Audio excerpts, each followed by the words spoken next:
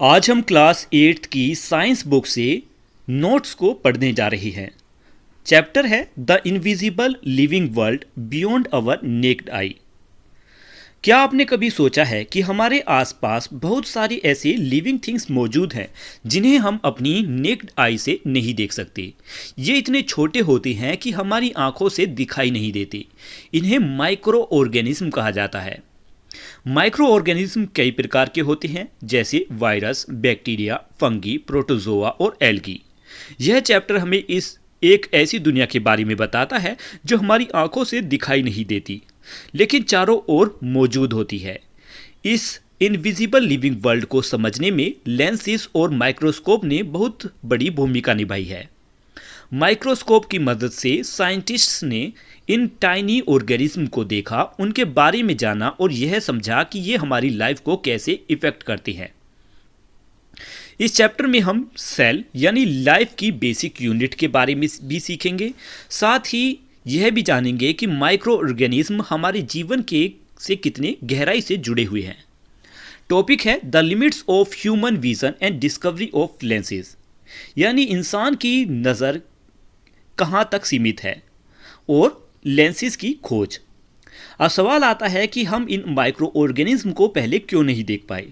दरअसल हमारी आंखें केवल एक निश्चित साइज से बड़े ऑब्जेक्ट को ही देख सकती है। जो चीज़ें बहुत ज़्यादा छोटी होती हैं वे नेक्ड आई से इनविजिबल रहती हैं। बहुत समय पहले लोगों को यह पता नहीं था कि उनके आसपास इतने छोटे छोटे ऑर्गेनिज्म भी मौजूद है।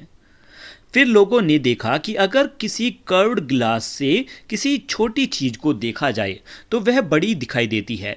इस कर्व्ड ग्लास को लेंस कहा जाता है। धीरे धीरे बेहतर लेंसेज बनने लगे। इनसे मैग्नीफाइंग ग्लास का आविष्कार हुआ जो छोटी चीज़ों को बड़ा दिखा सकती थी। बाद में इन्हीं लेंसेज को और बेहतर बनाकर माइक्रोस्कोप बनाया गया। माइक्रोस्कोप हमें उन चीज़ों को देखने में मदद करता है जो हमारी आंखों के लिए बहुत छोटी होती हैं।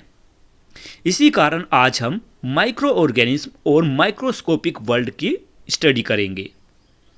टॉपिक है next the power of a lens. अब तक हमने जाना कि माइक्रो ऑर्गेनिज्म को देखने के लिए लेंसेज और माइक्रोस्कोप कितने जरूरी हैं। अब समझते हैं कि लेंस आखिर काम कैसे करती हैं। तो सबसे पहले जानते हैं लेंस होता क्या है। लेंस एक कर्व्ड पीस ऑफ ग्लास या प्लास्टिक होता है जो लाइट को बेंड यानी मोड़ सकता है।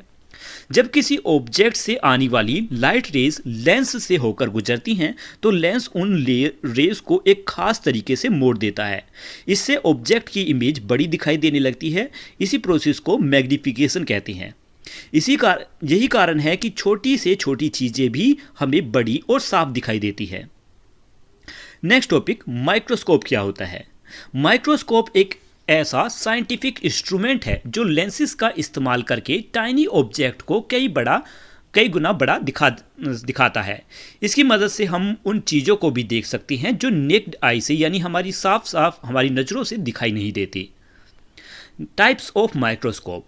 माइक्रोस्कोप भी दो तरीके के होते हैं। First, simple microscope. Simple microscope में केवल वन लेंस होता है। इसका सबसे बड़ा एग्जाम्पल मैग्नीफाइंग ग्लास है। जब हम मैग्नीफाइंग ग्लास से किसी छोटी चीज को देखते हैं तो वही बड़ी दिखाई देती है। Second, compound microscope. Compound microscope में टू और मोर लेंसेज होती हैं। इसमें एक आई पीस लेंस होता है जिससे हम देखते हैं और एक ऑब्जेक्टिव लेंस होता है जो ऑब्जेक्ट के पास लगा होता है। इन दोनों लेंसेज की मदद से ऑब्जेक्ट बहुत ज़्यादा बड़ा और क्लियर दिखाई देता है। लेंस और माइक्रोस्कोप की वजह से साइंटिस्ट्स ने एक ऐसी दुनिया की खोज की जो हमेशा हमारे आसपास मौजूद थी लेकिन दिखाई नहीं देती थी। यही है इनविजिबल लिविंग वर्ल्ड। नेक्स्ट है पायोनियर्स ऑफ माइक्रोस्कोपिक डिस्कवरीज। अब बात करते हैं उन साइंटिस्ट्स की जिन्होंने माइक्रोस्कोपिक वर्ल्ड को समझने में महत्वपूर्ण योगदान दिया। फर्स्ट है रॉबर्ट हुक। रॉबर्ट हुक एक इंग्लिश साइंटिस्ट थे। उन्होंने माइक्रोस्कोप की मदद से कॉर्क का एक पतला टुकड़ा देखा। उन्हें उसमें बहुत सारे छोटे छोटे बॉक्स जैसे स्ट्रक्चर्स दिखाई दिए। उन्होंने इन स्ट्रक्चर्स को सेल नाम दिया। यह पहली बार था जब किसी ने सेल को देखा और उसका नाम रखा। इसी कारण रॉबर्ट हुक ने सेल की खोज से खोज से इसी कारण रॉबर्ट हुक को सेल की खोज से जोड़ा जाता है। नेक्स्ट है एंटोनी वैन लीवेनहोक। एंटोनी वैन लीवेनहोक एक डच साइंटिस्ट और एक लेंस मेकर थे। उन्होंने बहुत शक्तिशाली सिंगल लेंस माइक्रोस्कोप बनाया। इन माइक्रोस्कोप्स की मदद से उन्होंने पॉन्ड वाटर, रेन वाटर और यहाँ तक कि अपने माउथ में भी टाइनी ऑर्गेनिज्म को देखा। उन्होंने बैक्टीरिया, प्रोटोजोआ और दूसरी छोटे माइक्रो ऑर्गेनिज्म के बारे में भी स्टडी की। ये पहले व्यक्ति थे जिन्होंने लिविंग माइक्रो ऑर्गेनिज्म को देखा और उनके बारे में विस्तार से बताया। इसी कारण इन्हें फादर ऑफ माइक्रोबायोलॉजी भी कहा जाता है। मतलब यहाँ तक हमने समझा कि रॉबर्ट हुक और एंटोनी वैन लीवेनहोक जैसे साइंटिस्ट्स ने माइक्रोस्कोप का इस्तेमाल करके एक छिपी हुई दुनिया हमारे सामने लाई। उनकी खोजों की वजह से आज हम सेल, बैक्टीरिया और दूसरे माइक्रो ऑर्गेनिज्म को समझ पाते हैं और जीवन और विज्ञान की समझ का एक महत्वपूर्ण हिस्सा है। नेक्स्ट है what is a cell. Cell क्या होता है? सेल जीवन की सबसे छोटी और बेसिक यूनिट होती है। जिस तरह एक बड़ी बिल्डिंग कोई छोटी छोटी ब्रिक्स से मिलकर बनती है, उसी तरह प्लांट्स, एनिमल्स और ह्यूमंस भी लाखों करोड़ों सेल से मिलकर बनते हैं। इसीलिए सेल्स को basic building blocks of life कहा जाता है। ज़्यादातर सेल्स इतने छोटे होते हैं कि उन्हें नेक्ड आई से नहीं देखा जा सकता। उन्हें देखने के लिए माइक्रोस्कोप की ज़रूरत होती है। नेक्स्ट है observing plants and animal cell. Scientist ने सेल का स्टडी माइक्रोस्कोप की मदद से किया और दो एग्जाम्पल देखते हैं इसके। फर्स्ट, स्टडिंग ओनियन पील सेल यानी प्लांट सेल। प्याज की परत के अंदर एक बहुत पतली और ट्रांसपेरेंट लेयर होती है जिसे ओनियन पील कहा जाता है। इसे माइक्रोस्कोप में देखने से पहले रेड सेफ्रेनिन स्टेन लगाया जाता है ताकि सेल साफ साफ दिखाई दे सके। जब ओनियन पील को माइक्रोस्कोप के नीचे देखा जाता है तो उसके सेल्स रेक्टेंगुलर शेप में दिखाई देते हैं और एक दूसरे के बहुत पास अरेंज्ड होते हैं। इन प्लांट सेल में कुछ इंपॉर्टेंट भाग होते हैं। First, cell wall. Cell wall यह सबसे बाहरी लेयर होती है। यह सेल को स्ट्रेंथ और सपोर्ट देती है। Second, cell membrane. Cell wall के अंदर मौजूद एक पतली परत जो सेल को घेरे रखती है। साइटोप्लाज्म, जेली जैसी एक मटेरियल जो सेल के अंदर भरी रहती है। और फिर है न्यूक्लियस। न्यूक्लियस सेल का एक इम्पोर्टेंट पार्ट है जो नॉर्मली बीच में दिखाई देता है और सेल की सभी एक्टिविटीज़ को कंट्रोल करता है। नेक्स्ट है स्टडिंग चीक सेल यानी एनिमल सेल। अब एनिमल सेल को समझते हैं कि हमारे गाल के अंदर की सतह को हल्के से स्क्रैप करने पर चीक सेल्स मिल सकते हैं। इन सेल्स को देखने के लिए मिथाइलिन ब्लू स्टेन का इस्तेमाल किया जाता है जिससे वे आसानी से दिखाई देने लगे। माइक्रोस्कोप में चीक सेल आमतौर पर इरेगुलर या पॉलीगन शेप्ड दिखाई देती हैं। इनमें भी कुछ इंपॉर्टेंट भाग होते हैं जैसे सेल मेम्ब्रेन यानी सेल की बाहरी परत, साइटोप्लाज्म सेल के अंदर मौजूद जेली जैसा सब्सटेंस और न्यूक्लियस जो हमने पढ़ा सेल का कंट्रोल सेंटर। लेकिन एनिमल सेल और प्लांट सेल में एक इंपॉर्टेंट अंतर होता है। एनिमल सेल में सेल वॉल नहीं होती जबकि प्लांट सेल में सेल वॉल होती है।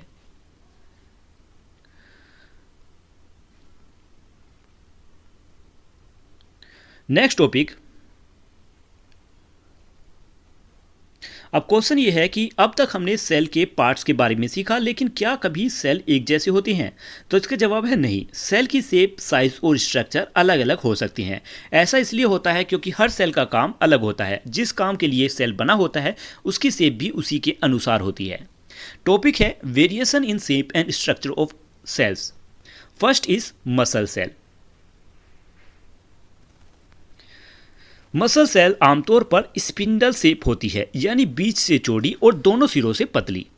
इनका इंपॉर्टेंट काम कॉन्ट्रैक्ट और रिलैक्स करना होता है जिससे शरीर में मूवमेंट होती है। कॉन्ट्रैक्ट यानी सिकुड़ना और रिलैक्स यानी फैल जाना। मसल्स का सिकुड़ना और फैलने का काम यहीं से होता है। जब हम चलते हैं तो दौड़ते हैं या कोई चीज़ करते हैं तब मसल सेल्स काम कर रहे होते हैं। नेक्स्ट है नर्व सेल्स या न्यूरॉन्स। नर्व सेल्स हमारे शरीर के मैसेंजर की तरह काम करती हैं। ये सेल्स लंबे और ब्रांच्ड होती हैं ताकि शरीर के हर हिस्से में से दूसरे हिस्से तक मैसेज बहुत जल्दी पहुंच सके। एग्जाम्पल के लिए, यदि आप किसी गर्म चीज़ को छू लेती हैं तो नर्व सेल्स तुरंत ब्रेन को सिग्नल भेजती हैं कि हम किसी खतरनाक चीज़ को छू रहे हैं। चीक सेल हमारे गालों के अंदर पाए जाती हैं। ये पतले और चपटे होती हैं। इनका काम अंदरूनी सतह को सुरक्षा देना होता है। नेक्स्ट है प्लांट सेल और ओनियन सेल। प्लांट सेल कई प्रकार की शेप्स में मिल सकती हैं, जैसे rectangular shape, oval shape, elongated shape या tube like shape. Onion cells आमतौर पर रेक्टेंगुलर दिखाई देती हैं। कुछ प्लांट सेल लंबे ट्यूब जैसे होती हैं जो प्लांट में वाटर और न्यूट्रिएंट्स को एक जगह से दूसरी जगह पहुंचाने का काम करती हैं। नेक्स्ट, सेल की शेप अलग क्यों होती है? इसका जवाब है कि हर सेल की शेप उसके फंक्शंस के अनुसार होती है। जैसे नर्व सेल्स को शरीर के दूर दूर के भागों तक सिग्नल पहुंचानी होती हैं, इसीलिए वे लंबे होते हैं। मसल सेल्स को कॉन्ट्रैक्ट और रिलैक्स करना होता है, इसीलिए उनकी स्पिंडल शेप इस काम में मदद करती है। प्लांट ट्यूब सेल को वाटर ट्रांसपोर्ट करना होता है, इसीलिए वे लंबे और ट्यूब लाइक होते हैं, यानी different shape for different jobs. Next है roles of different cells in body function. हमारे शरीर में अलग अलग सेल मिलकर अलग अलग काम करती हैं। डाइजेस्टिव ट्रैक में मसल सेल्स भोजन को आगे बढ़ाने में के लिए वेव लाइक मूवमेंट करती हैं। स्टमक में भी मसल सेल्स होती हैं जो खाने को, जो हमने भोजन खाया है, उसको चबाने यानी मिक्स करती हैं। वही कुछ स्पेशलाइज सेल डाइजेस्टिव जूस और एसिड बनाती हैं जो खाए हुए भोजन को पचाने में मदद करती हैं। प्लांट में ट्यूब लाइक सेल्स जड़ों से वाटर और न्यूट्रिएंट्स को स्टेम के जरिए से लीव्स तक पहुंचाती हैं। यानी हमने पढ़ा कि सेल्स भले ही शेप और साइज में अलग अलग दिखाई दे, लेकिन हर सेल का एक विशेष काम होता है। नेचर में हर सेल को उसके काम के अनुसार डिज़ाइन किया है। यही अलग अलग सेल्स मिलकर हमारे शरीर और सभी लिविंग ऑर्गेनिज्म को सही तरीके से काम करने में मदद करती हैं।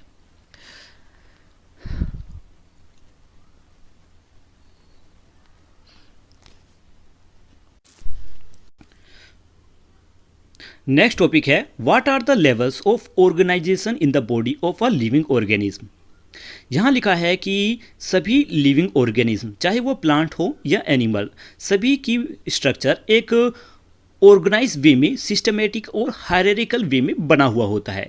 यही ऑर्गेनाइजेशन बॉडी का, यही स्ट्रक्चर, यही ऑर्गेनाइजेशन बॉडी को अलग अलग फंक्शंस करने में मदद करता है, जिसके बारे में अब हम एक एक करके पढ़ेंगे। फर्स्ट है cell the basic unit of life. यानी सेल जीवन की सबसे छोटी और बेसिक यूनिट होती है।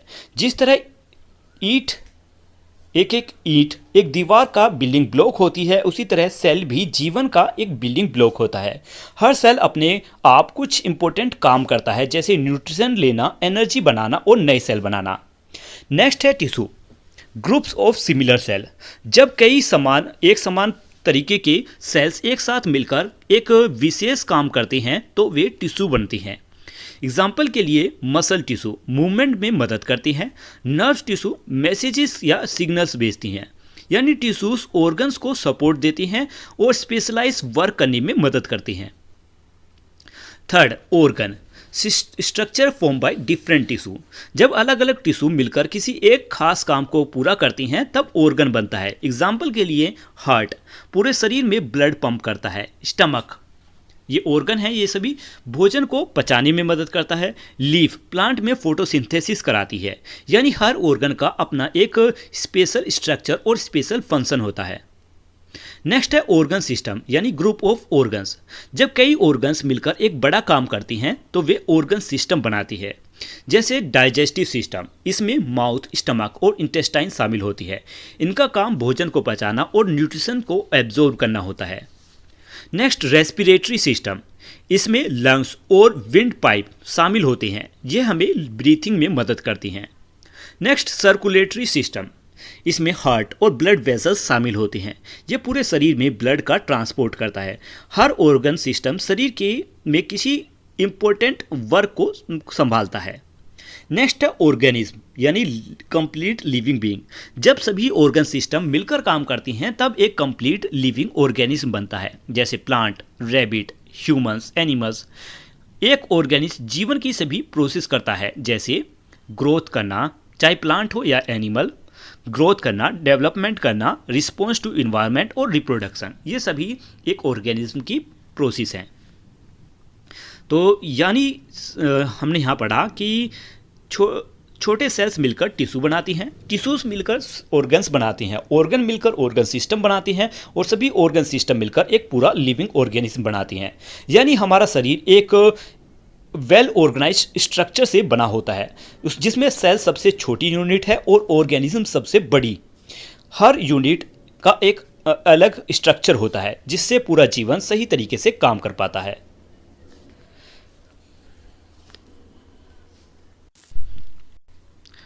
अब तक हमने सेल्स के बारे में सीखा, लेकिन हमारे आसपास कुछ ऐसे लिविंग ऑर्गेनिज्म भी होते हैं जो इतने छोटे हैं कि हमें अपनी नेक्ड आई से दिखाई नहीं देते। नेक्स्ट है what are microorganism. Microorganism बहुत छोटे लिविंग ऑर्गेनिज्म होती हैं। इनमें से कई केवल वन सेल से बने होती हैं, जबकि कुछ बहुत कम सेल से मिलकर बनी होती हैं। ये इतने छोटे होती हैं कि इन्हें देखने के लिए माइक्रोस्कोप की ज़रूरत होती है। माइक्रो ऑर्गेनिज्म वर्ड का शब्द का मतलब है, माइक्रो मतलब बहुत छोटा और ऑर्गेनिज्म मतलब जीवित प्राणी, यानी माइक्रो ऑर्गेनिज्म का मतलब है कि सबसे छोटे जीव। की points about micro organism. First, size. Micro organism इतने छोटे हैं कि उन्हें बिना माइक्रोस्कोप के नहीं देखा जा सकता। सेलुलरिटी। कुछ माइक्रो ऑर्गेनिज्म जैसे बैक्टीरिया और अमीबा केवल एक सेल से बनी होती हैं, इन्हें यूनिसेलुलर ऑर्गेनिज्म कहती हैं। कुछ माइक्रो ऑर्गेनिज्म जैसे कुछ फंगी और एल्गी कई सेल से मिलकर बनी होती हैं, लेकिन फिर भी बहुत छोटे रहती हैं, जैसे amoeba, bacteria, yeast. Next, how do we see microorganism. Microorganism को देखने के लिए माइक्रोस्कोप का इस्तेमाल किया जाता है। माइक्रोस्कोप माइक्रोब्स की इमेज को बड़ा करके दिखाता है, जिससे वे दिखाई देने लगती हैं। फिर है types of microscope, laboratory microscope और fold scope microscope. Laboratory microscope यह बहुत पावरफुल माइक्रोस्कोप है जो माइक्रो ऑर्गेनिज्म को क्लियर रूप से दिखाता है। लेकिन फोल्ड स्कोप यह एक low cost foldable paper microscope है, जिससे ज़्यादातर लोग माइक्रो ऑर्गेनिज्म की स्टडी कर सकती हैं। नेक्स्ट क्वेश्चन है कि are microorganism the same as plant और एनिमल सेल। क्या माइक्रो ऑर्गेनिज्म भी प्लांट और एनिमल सेल्स की तरह ही होती हैं?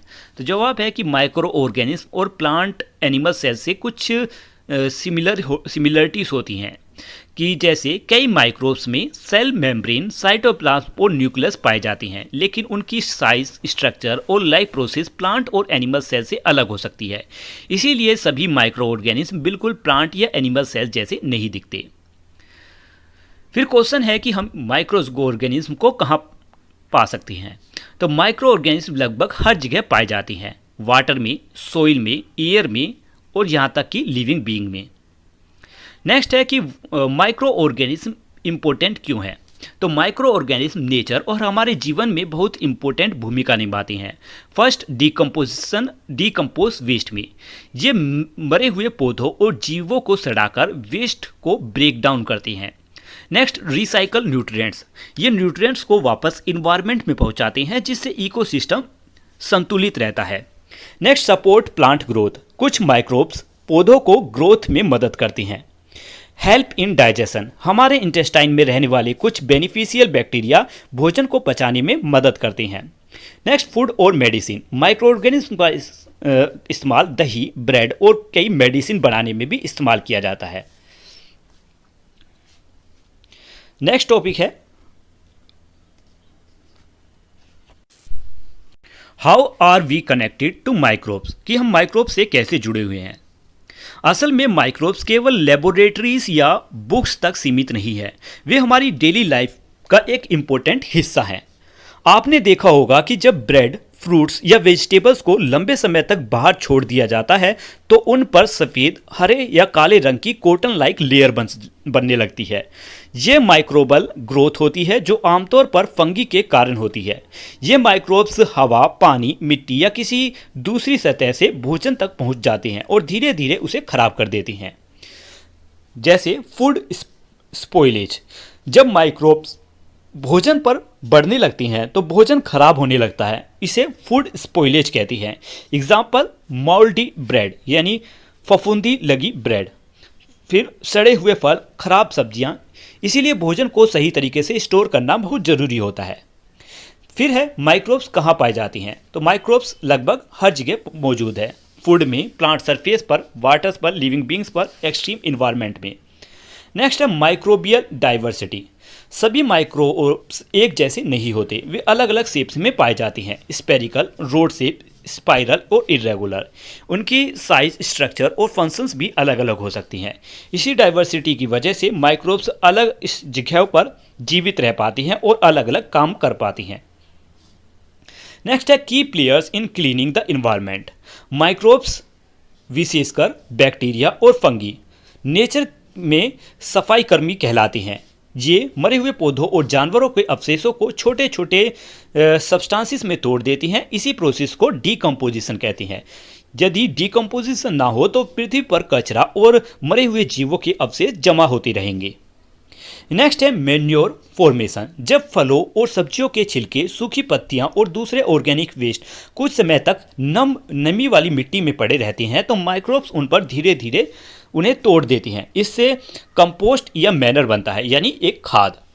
यह मैनर गहरे गाढ़े रंग का होता है, न्यूट्रिएंट्स से भरपूर होता है और पौधों की ग्रोथ में मदद करता है। नेक्स्ट है न्यूट्रिएंट्स रिसाइकलिंग। माइक्रोब्स केवल वेस्ट को नहीं तोड़ते बल्कि न्यूट्रिएंट्स को वापस मिट्टी में भी पहुंचाती हैं। फिर पौधों इन न्यूट्रिएंट्स को एब्जॉर्ब करती हैं और इनका इस्तेमाल ग्रोथ के लिए किया जाता है। इस तरह माइक्रोब्स न्यूट्रिएंट साइकिल्स को बनाए रखती हैं। नेक्स्ट है importance of microbes in nature. Microbes waste को डिकम्पोज करती हैं, खाद बनाती हैं, सोइल की फर्टिलिटी बनाए रखती हैं, प्लांट की ग्रोथ में मदद करती हैं, डाइजेशन में सहायता करती हैं और नेचर में न्यूट्रिएंट्स को रिसाइकल करती हैं।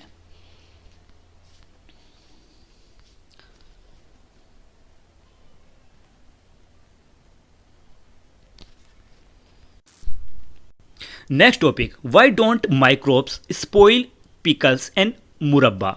आपने देखा होगा कि अचार, पिकल्स यानी अचार और मुरब्बा लंबे समय तक खराब नहीं होते। ऐसा इसलिए होता है क्योंकि इनमें बहुत ज़्यादा साल्ट और शुगर होती है। हाई साल्ट और हाई शुगर माइक्रोब्स के लिए एक अनफेवरेबल इन्वायरमेंट बना देती हैं। इस कारण माइक्रोब्स वहाँ बढ़ नहीं पाते और भोजन जल्दी खराब नहीं होता। इस प्रोसेस को फूड प्रिजर्वेशन कहते हैं। नेक्स्ट है microbes as a source of biogas.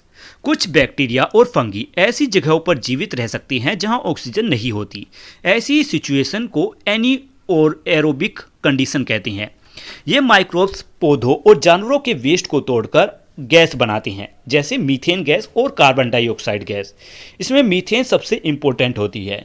इसी मीथेन रिच गैस को बायोगैस कहा जाता है। बायोगैस का इस्तेमाल कुकिंग, हीटिंग और इलेक्ट्रिसिटी जनरेटर और कुछ इम्पोर्टेंट व्हीकल्स को चलाने के लिए किया जाता है।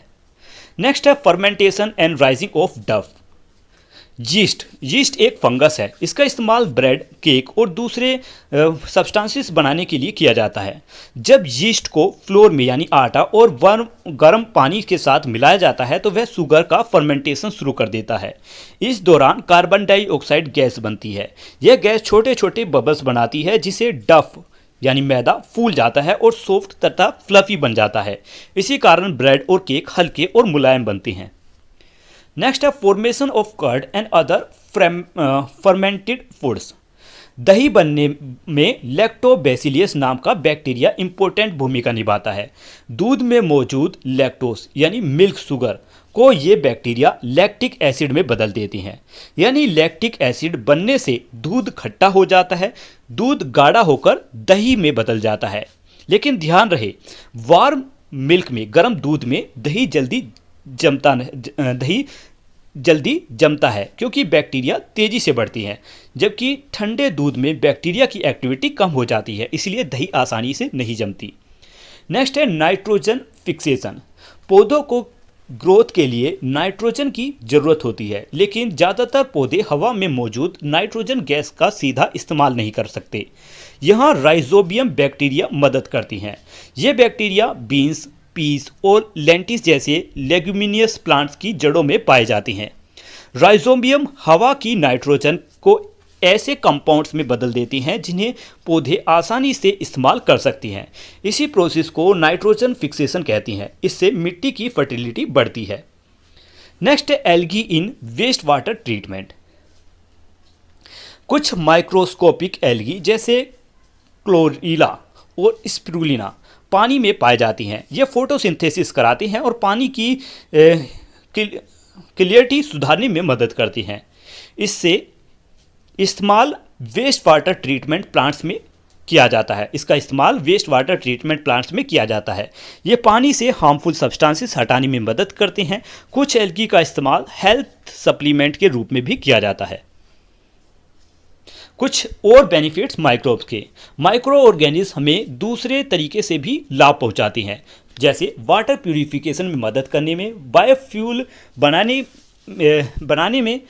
बायोफ्यूल बनाने में और इस्तेमाल करने में, क्रॉप्स को पेस्ट से बचाने के लिए बायो कंट्रोल एजेंट्स के रूप में काम करती हैं। मेडिसिन, वैक्सीन और एंटीबायोटिक्स बनाने में भी माइक्रोब्स का इस्तेमाल होता है। फर्मेंटेड फूड हमारे शरीर को विटामिन्स और बेनिफिशियल न्यूट्रिशन देती हैं।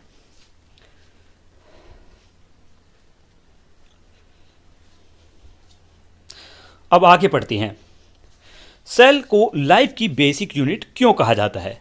जवाब है कि सेल को लाइफ की बेसिक यूनिट इसलिए कहा जाता है क्योंकि ये जीवित शरीर की सबसे छोटी इकाई है जो जीवन के इम्पोर्टेंट कार्य कर सकती है। यानी सभी लिविंग ऑर्गेनिज्म, चाहे वे प्लांट हो, एनिमल हो या माइक्रो ऑर्गेनिज्म, सेल से बने होती हैं। इसीलिए सेल को लाइफ की बेसिक यूनिट कहा जाता है। टॉपिक है multi cellular organism. Plants, animals और ह्यूमंस जैसे जीव मल्टी सेलुलर ऑर्गेनिज्म कहलाते हैं क्योंकि इनके शरीर में बहुत सारे सेल्स होते हैं।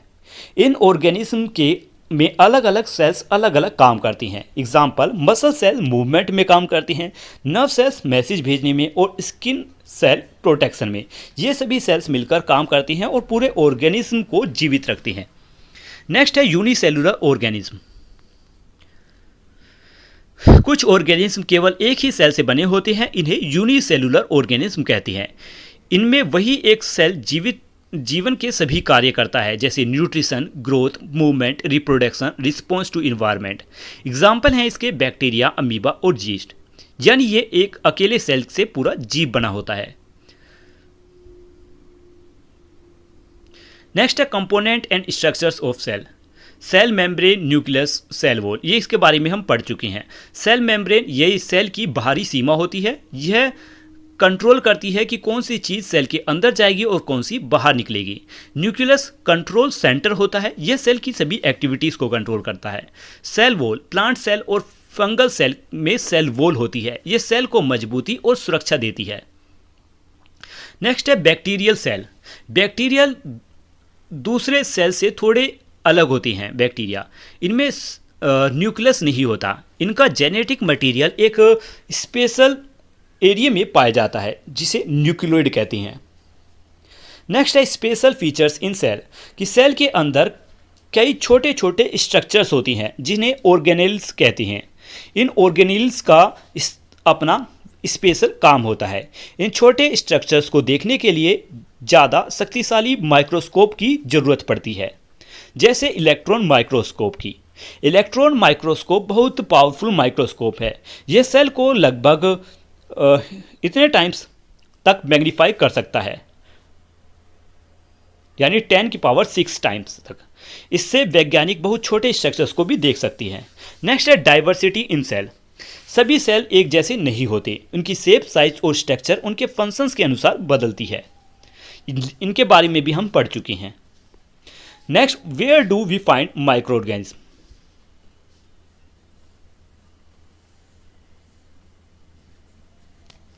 तो आज की ये वीडियो यहीं पर ख़त्म होती है। मिलते हैं नेक्स्ट वीडियो में, तब तक के लिए बाय बाय।